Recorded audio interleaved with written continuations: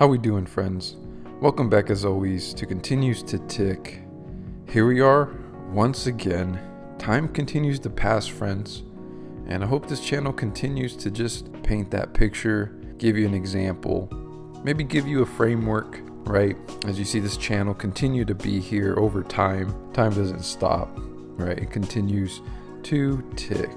But friends, before I get into my portfolio review for today, let me tell you guys, today the topic is going to be about real estate and why it seems impossible to purchase right now.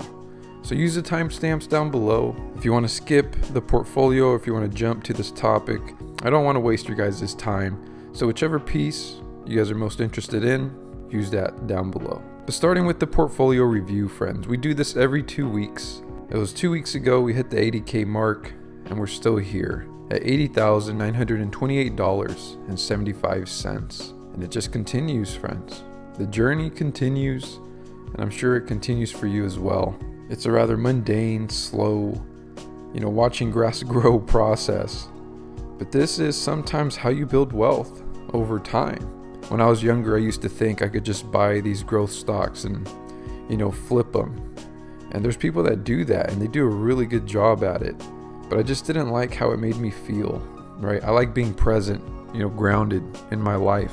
And when I'm always constantly thinking about, the next burst of income, flipping my dollars for more dollars, it made me feel a certain way, and I didn't like that feeling, right? It gave me a lot more anxiety. It increased the stress in my life. So for me, that's why I've chosen the path of a slow and steady approach as a dividend investor, right? Growing this slowly in the background and focusing a lot on career development, my energy in my day-to-day life, putting energy into the things I care about today, like my relationships with others, my relationship with myself. That's something you'll always see on this channel, right? As this slower approach to making money. But with that being said, this market, sometimes it's slow, sometimes it happens quicker than other times. It almost seems like over the last 3 months or so, it's continued to climb up, as you can see. 3 months ago, we were around $75,000. And it's not like I invested a couple grand into this. I've just been doing $100 every single week. And as you can see, the returns have been significant. And it's odd to say how these markets are moving. It's really hard to get a grasp of it. It's like if you really sit back and feel the market, right? Let's say you go out to eat, right? You're at your job and you're realizing you're not getting a raise. You go to the grocery store, you see inflation. Everything is going up. And I guess even your dividend portfolio can go up with it. But it doesn't seem like wages are going up with it. So it almost seems like a game. Everything is just continuing to go up. But the key with being a dividend investor, and I guess the thing that helps, is you don't focus on those things as much. Sure, I notice it in my wallet and my purchasing power. But as far as the swings in your portfolio, right, you don't really notice that as a dividend investor as much as, say, being a growth investor, right? Or someone super heavily influenced by the day-to-day action of the markets. For me, I just take what comes. I've set a foundation and I trust it, and I'm just allowing the markets time to do its thing. And I do what I can, and I do my thing, which is just to invest in it. One day it'll be a tree. I know a lot of us dividend investors think this way. A little seed planted a couple years ago, and it grows into something substantial in the future. It's like that saying, right? We'll say it every once in a while. The best time to plant a tree was 20 years ago. The next best time is today. Today you could plant it, and then in 20 years you look back and be like, oh, again, I'm glad I planted that 20 years ago. For me, at the moment, those 20 years ago was July 2020. That's when I first started this dividend portfolio. And just over time, as you could see, I've just been funneling, and the markets have continued to go up and up and up. And here we are today, now at 80K over the span of 3 years. And sure, there was moments where I was really pushing this heavily forward, right? Investing $500 every week. But my point to this is I haven't stopped investing weekly since the time I started this portfolio. And that to me is consistency. You match consistency with time passing, and this is a result of that. And that is my formula. Very simple, fundamental formula that consistency leads to progress, progress leads to results, And those results are from your consistency and time passing. But this is the all-time chart. Let me show you the 1 year chart if you're curious to see. A year ago we were at 65 and now we're at 80. And again, I haven't been funding like thousands of dollars like I did at the very beginning, but that's like $15,000 increased, over just a span of a year. And I have not funded it that much. So a lot of it has been growth. A year to date, January of this year up to this point in time, it's been pretty significant. 75 to 80, about $5,000 in the last 3 months. I mean, that's about the year to date. And as far as the 1 month, it's been up and down. As you can see, we did see a good spike here. And then over the last week, we've been going back down, or it's been pretty flat for the most part. And that's just how the markets go. I just show you just to be here, friends, and be present with you guys in this journey. I put my money where my mouth is. I'm a dividend investor. I will see this to the end. Sometimes it gets tempting to get into real estate by selling this and getting into real estate. But, as I'll touch on later in the topic for today's video, I fight myself on that every time I think about it. And we'll talk about it a little bit later here. But as we scroll down, let me go back up actually. Let me show you all time. Let's just take a look at the best gainers. It's still tech, followed by energy, financials, industrials. And I'm just trying to show you here, there's a lot of green at the moment. Everybody's winning, right? Everything's winning. And that's a good indicator that the market is doing really well despite, the inflation, despite raising interest, despite, not getting pay increases at work, all that stuff. And I think that's where the disconnect lies. That's why it just seems like a game. And if you're not in it, you're not a player in it. You're not playing, and by default, you're losing. I have similar thoughts to that in terms of thinking about real estate. As for the people who aren't in real estate right now, or just in general, moving into the future, it just seems like we're going to lose. So I'll touch on that too. As far as my losers, and the biggest sector that's losing for me, healthcare, Medtronic, down 17%, and Pfizer, down 42%. But I always give you guys the reminder, if you want to check out my portfolio in full, click on my sectors and look at what holdings I have in each sector, right? Like looking at my tech sector, for example, and saying, man, Jesse got NVIDIA doing, it's a beast, followed by Oracle and all that jazz, right? There's a link in my description box. You can click on that. M1 Finance has a really nice way of being able to share pies, so I put my link up and I share that with you. And if you see something here, friends, right, there's a trade. Let me just clarify. As you guys know, my strategy is to buy and hold until I'm given a reason to sell.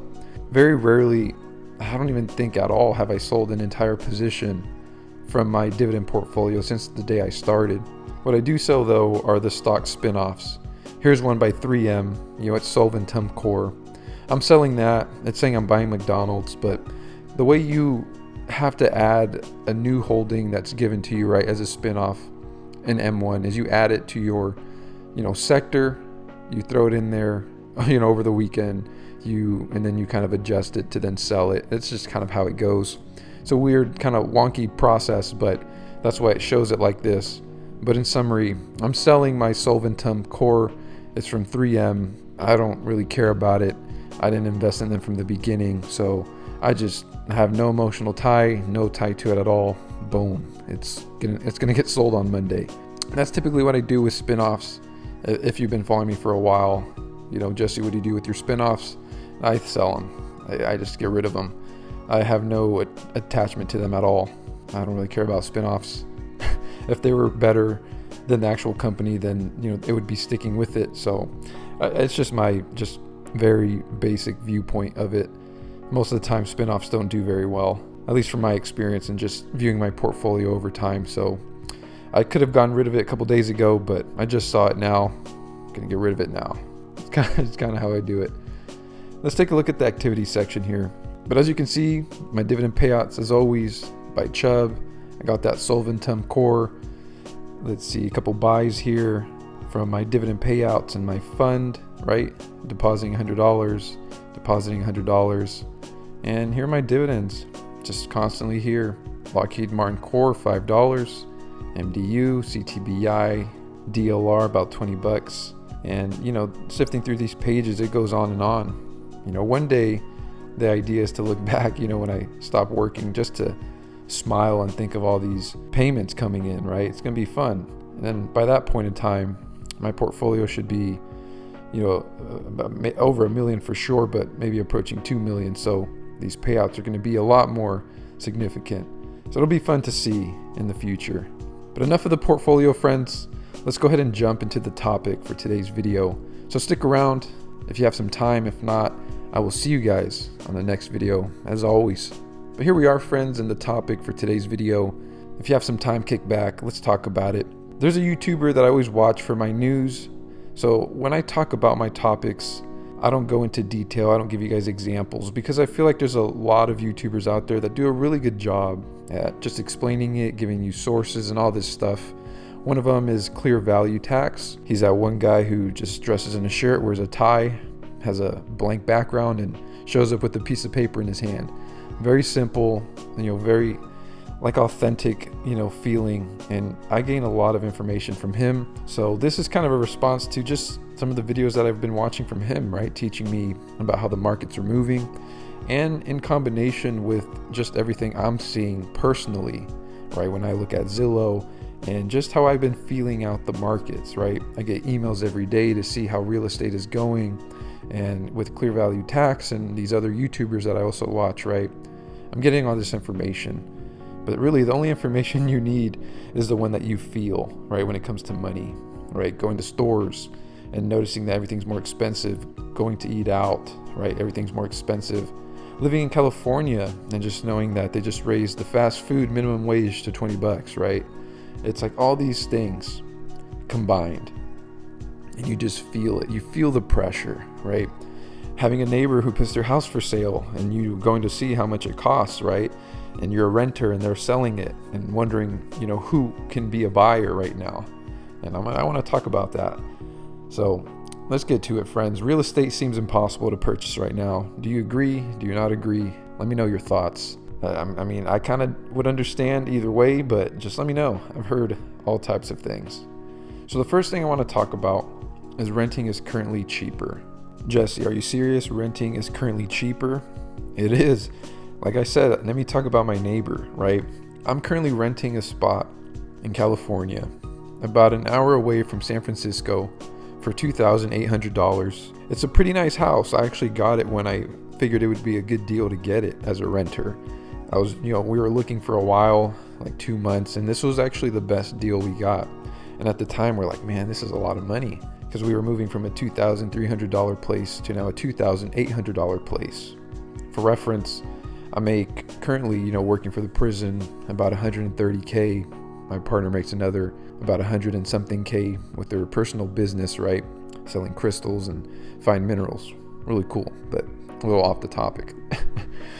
But anyways, friends, we make a decent amount of money. So we currently rent for $2,800. That seemed like a lot.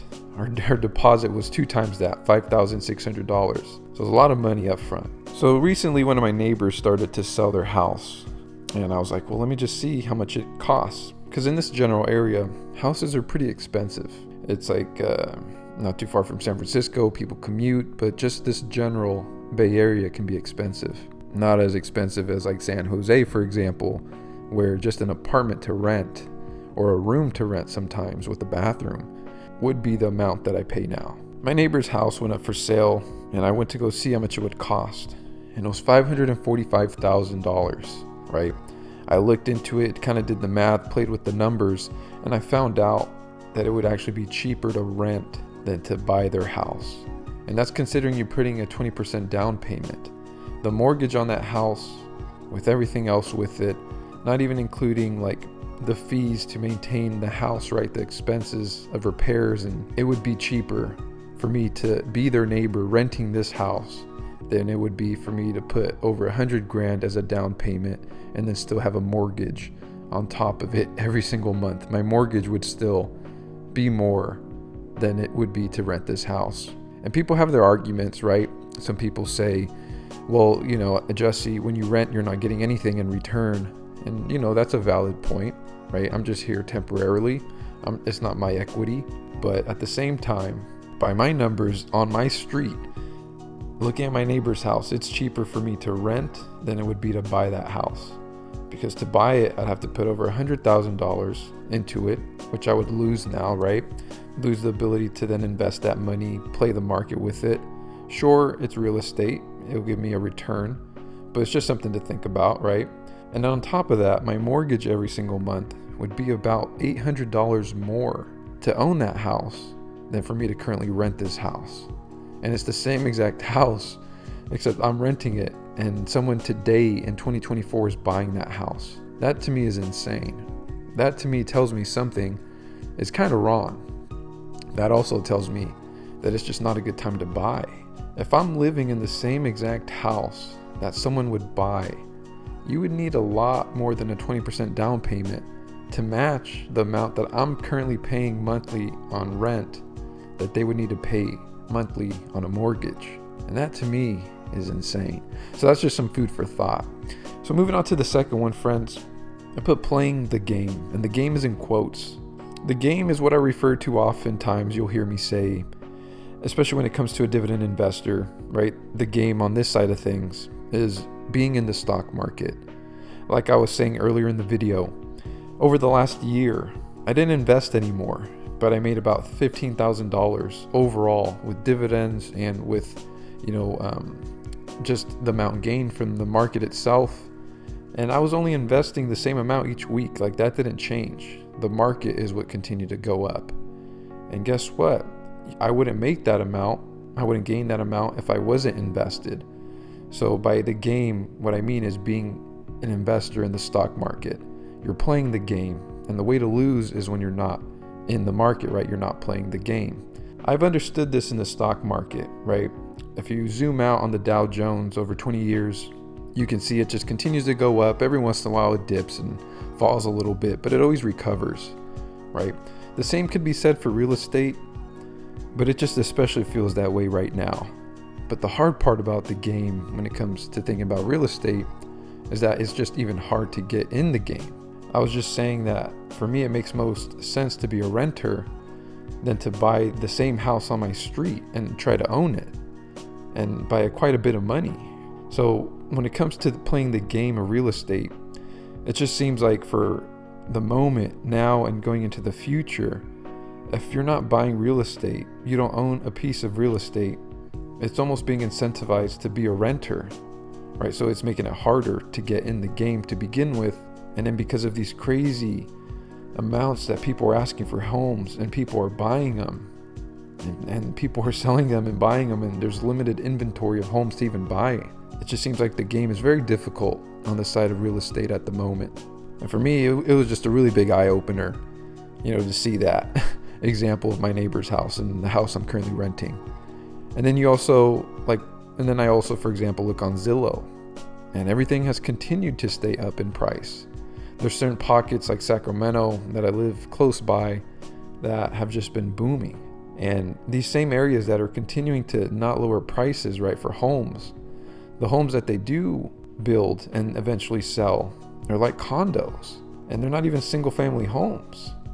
And it's like you tie all this together and it just makes it very difficult to eventually get into the game of single family homes. There was always this idea back then, and maybe there's people older than me that can chime in, but back then, a home could be bought on a single income. Nowadays, people are working multiple jobs, both partners are working, and as you could see from just one example that I gave you, I know there's many others just from looking on Zillow, but it's cheaper to rent. It's more incentivized to rent right now than to own, which makes it even harder to then get into the game of owning real estate. I'm sure if you find a way and you're patient enough, or if you have enough capital, you can get into the game in an easier way. But as far as like the threshold for the majority of people to get in, it doesn't seem like it's very feasible at the moment. It makes it very challenging and very difficult. But I just wanted to touch on that, looking at real estate like a game. Because if you're not in the game, right, you don't own any real estate, you're just kind of getting left behind as these prices continue to go and go up. And rent continues to be advantageous. And this gets me to my third point.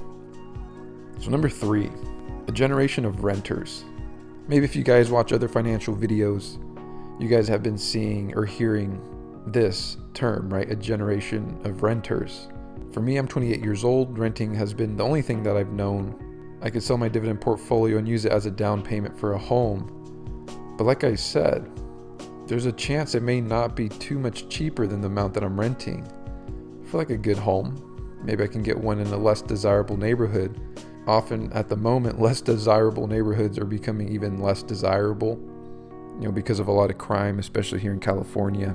There are a lot of things involved. But this term, a generation of renters, is I think something that's going to become more and more common. At the moment, it's incentivized to be a renter because it's cheaper than to going out and buying the home itself. So I wouldn't be surprised if over the course of the next few years, over the next couple decades, especially with all these condos being built, these apartments being built, and less single family homes, and prices continuing to stay the same or go up.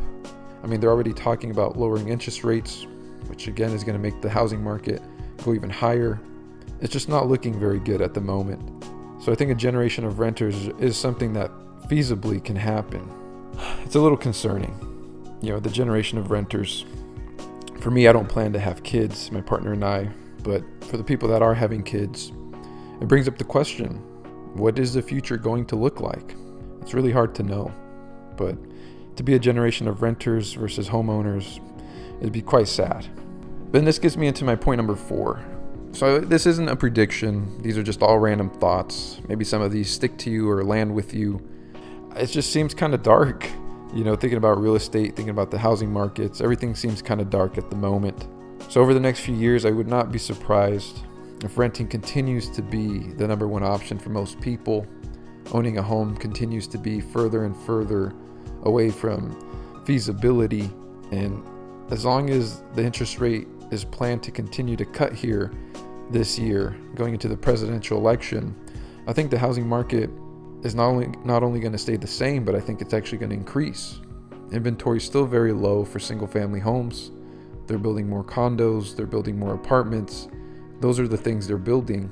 And as you can see from my example, if you go on Zillow, you'll see other examples with interest rates where they are and everything else. It's currently cheaper to rent right now than to own. And that, to me, that's hard. So friends, these are just some general thoughts. Maybe some of these stick with you, like I said, but maybe some food for thought if you had some time. Curious to know what your thoughts are if you want to share. But otherwise, friends, let's scratch that. Let's wipe that board. We are here as dividend investors, here to slowly build wealth over time. Fortunately for me, I am in the game of being a dividend investor. For me, my plan is to focus on career development, increase my income, so that way I can eventually get into the real estate game as well. But at least for now, just play one game. And eventually the idea is to also dip my toe in the second game. But hopefully when I finally get the chance to dip my toe in, hopefully it's not so far out of reach that it makes it almost impossible to get in. But we'll see, friends. Time will tell. But as always, I will see you guys on the next video. And until then, take care.